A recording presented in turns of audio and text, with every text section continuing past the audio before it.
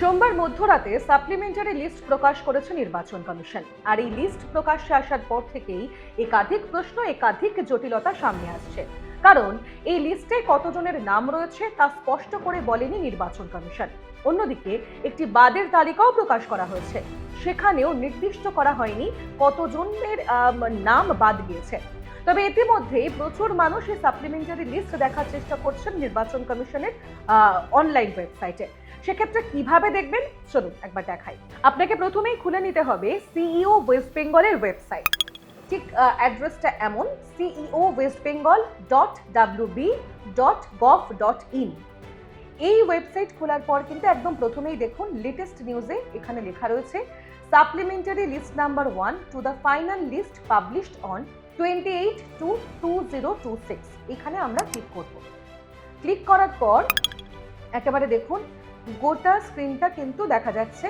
প্রত্যেকটি ডিভিশন রয়েছে, যেমন state, year of division, role type, district, assembly constituency, select language. উদাহরণস্বরূপ ধরে নিন বীরভূম। এবার আপনাকে সিলেক্ট করতে হবে অ্যাসেম্বলি কনস্টিটিউয়েন্সি। আপনার কনস্টিটিউয়েন্সি আপনি সিলেক্ট করবেন, উদাহরণস্বরূপ বোলপুর। দেখুন অটোমেটিক কিন্তু এখানে ল্যাঙ্গুয়েজ প্রেফারেন্সটা নিয়ে নিয়েছে, অর্থাৎ বেঙ্গলি।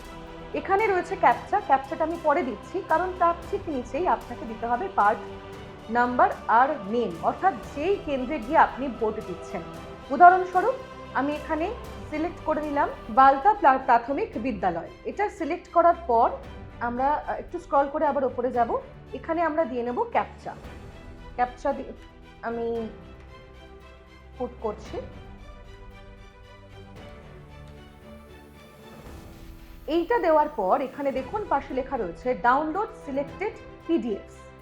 এইটা যখন আপনি ক্লিক করলেন এখানে কিন্তু আপনার পিডিএফটা ডাউনলোড হয়ে গেল। এবার যখন আপনি এটা ওপেন করবেন এখানে দেখাবে, এখানে কিন্তু এখনো পর্যন্ত কোনো নাম দেখাচ্ছে না, অর্থাৎ যে বিচারাধীন তালিকায় যারা ছিল তারপর যে প্রসেস হয়ে নাম এলো, অর্থাৎ প্রকাশ্যে এলো, সেরকম কোনো নাম কিন্তু এই পার্টে দেখাচ্ছে না। অর্থাৎ এই পার্টে এখনো পর্যন্ত সেরকম কোনো নাম নেই বলে এখনো পর্যন্ত এটাই লেখা রয়েছে। আমি যদি অন্য একটি জায়গা সিলেক্ট করি, ধরুন এখানে ধরুন আমি সিলেক্ট করে নিয়েছি নদিয়া অ্যাসেম্বলি কনস্টিটিউশন। যে কোনো একটা অ্যাসেম্বলি কনস্টিটিউশন আমি সিলেক্ট করি, যেহেতু এখানে করিমপুর করাই রয়েছে। তার পাশে কিন্তু অটোমেটিক নিয়ে নিয়েছে বেঙ্গলি ল্যাঙ্গুয়েজ। এখানে ক্যাপচা দিতে হবে, ক্যাপচা দেবো আমি। তবে তার আগে পার্টটা সিলেক্ট করে নিই, কারণ আপনি যে কেন্দ্রে দিয়ে ভোট দিচ্ছেন সেই পার্টটা কিন্তু সিলেক্ট করতে হবে। যেমন একটা আমি এখানে দিয়ে দিলাম পার্ট সিলেক্ট করে, একটু স্ক্রল করে ওপরে উঠলাম, তারপর আমি দিলাম ক্যাপচা। ক্যাপচা দেওয়ার পর এখানে আপনি ডাউনলোড সিলেক্টেড পিডিএফস, এখানে কিন্তু ডাউনলোড হয়ে গেল। এবার আপনি এই পিডিএফটা ওপেন করলেন, এখানে কিন্তু বেশ কিছু তালিকা রয়েছে, নাম রয়েছে। একদম ওপরেই লেখা রয়েছে ভারতীয় মাননীয় সুপ্রিম কোর্টের WPC নম্বর, একদম দেওয়া রয়েছে সেই নাম্বার।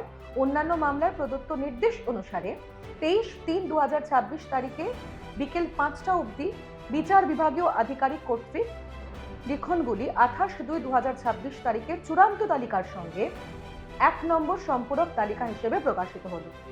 এখানে কিন্তু বেশ কয়েকজনের যে নাম রয়েছে সেগুলো কিন্তু দেওয়া রয়েছে। অর্থাৎ এভাবে আপনি গোটা যে সাপ্লিমেন্টারি লিস্টটা চেক করতে পারেন। তবে এক্ষেত্রেও কিন্তু বেশ কিছু সমস্যা তৈরি হচ্ছে, ওয়েবসাইটে বেশ কিছু সমস্যা তৈরি হচ্ছে অনেক জায়গাতেই।